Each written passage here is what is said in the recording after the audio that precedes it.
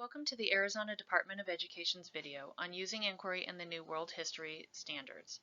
In 2018, the Arizona State Board of Education adopted new history and social studies standards.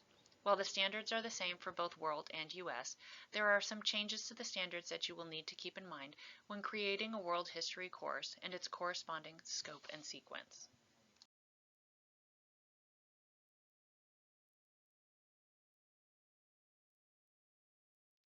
Today's agenda includes an examination of what the inquiry method is, a review of the specific components of the inquiry method, and lastly, an examination of how inquiry can be used in the new World History Standards.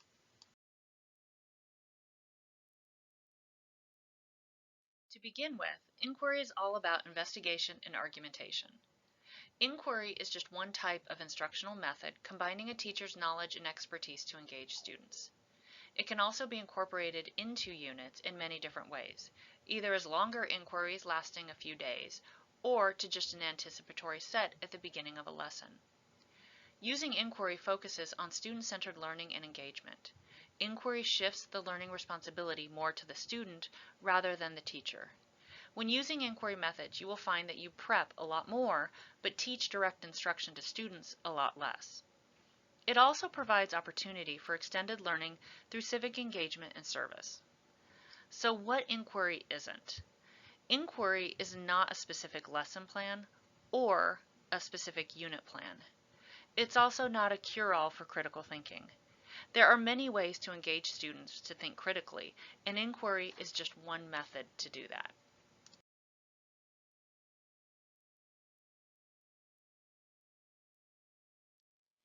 Inquiry is all about exploring the standards, developing questions, gathering sources, and communicating conclusions that leads to an engaged civic life for all of our students.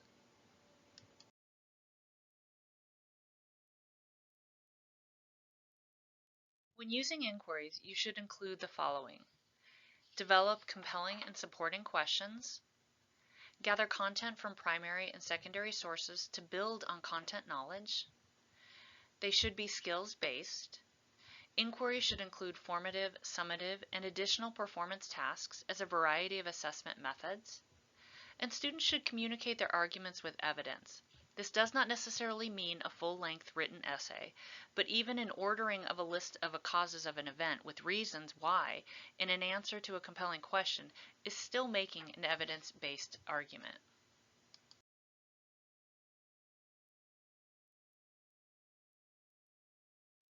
When creating an inquiry, it truly is all about the questions, and no one does it better than Socrates.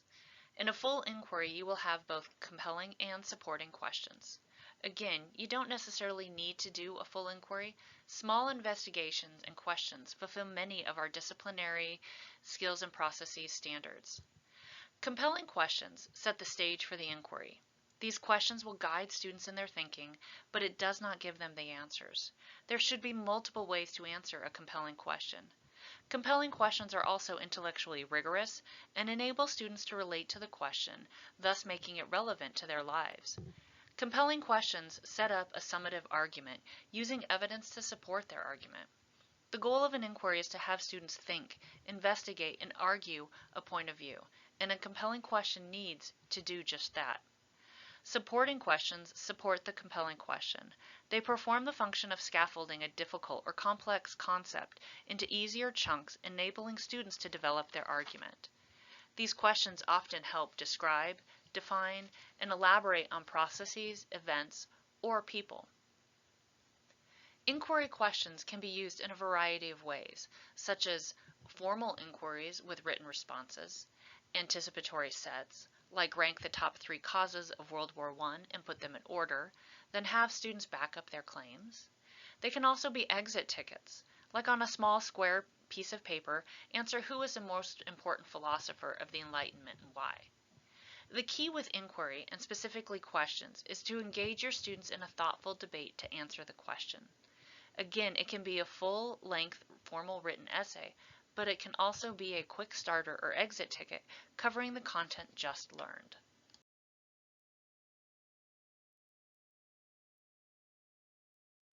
Another key component of using inquiry in the new social studies standards is the use of primary and secondary sources. Primary sources should spark curiosity and engagement, be relevant to the topic and the student. They can be images, videos, clips, personal narratives, etc. They should also contain the content knowledge and concepts students need to understand and be able to use. These can include interviews, letters, diaries, etc. And finally, these sources become the evidence that the students use in their arguments. The ability to use primary and secondary sources effectively to make a cogent argument is the key to the inquiry process.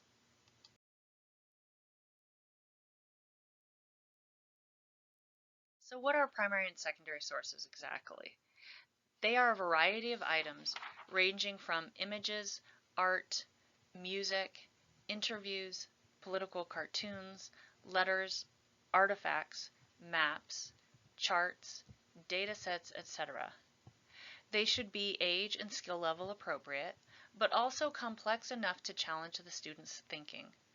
As part of the new standards, multiple perspectives is a required standard. So the primary and secondary sources you choose need to offer a range of perspectives of all parties involved in an event or movement. Remember, variety is the spice of life.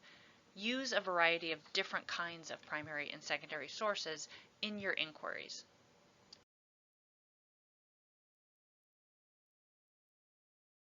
The next inquiry key component are the formative and summative tasks. This is where students may write or communicate their argument in a variety of ways. Writing is just one method of assessment in an inquiry.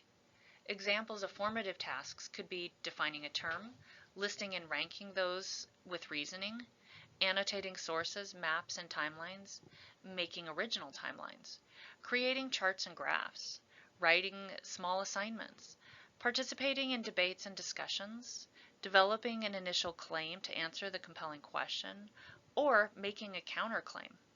These are just some options of formative tasks. Summative tasks are slightly different and should answer the question in more detail. These can include longer written assignments, dialogues, plays, scripts, tableaus, and Socratic seminars, projects, multiple choice exams, infographics, benchmarks, and district exams. Keep in mind that formative tasks should not answer the compelling question completely, and that summative tasks do not have to be a traditional multiple choice exam. Mix it up. Think outside the box. How can you best assess your students to get them think critically in a number of different ways?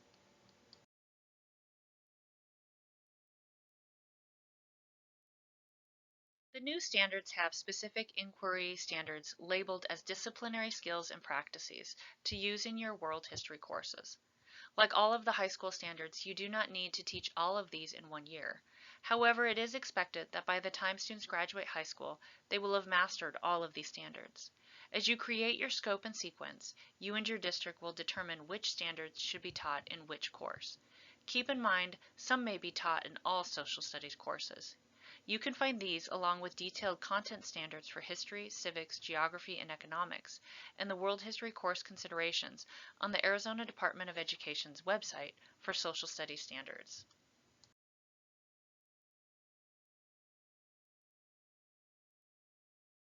Now the question becomes how to use inquiry in a world history course. Keep in mind that inquiries can be formal and last for a few days as part of a larger unit plan, or it can be something smaller like a starter or anticipatory set, or a one-day lesson. The key is to fill in inquiries as you can throughout your scope and sequence. Always think of the question, the compelling question for your students. For a world history course, some compelling questions for inquiry could be, was the French Revolution successful? For the Cold War, why can't we all just be friends? Looking at the Middle East, why is conflict so difficult to resolve? Why was the Korean War forgotten? Was Martin Luther a reformer or a revolutionary? Christopher Columbus a hero or a villain? For World War I, can peace lead to war? There are many resources out there that include full inquiries. Use all, some, or part of the inquiry, whatever meets the needs of your students. As inquiry becomes more integrated into social studies curriculum, there are more and more free resources available each day. The Arizona Department of Education offers webinars and trainings on inquiry that you can register for. Look for those on the K-12 Standards for Social Studies website.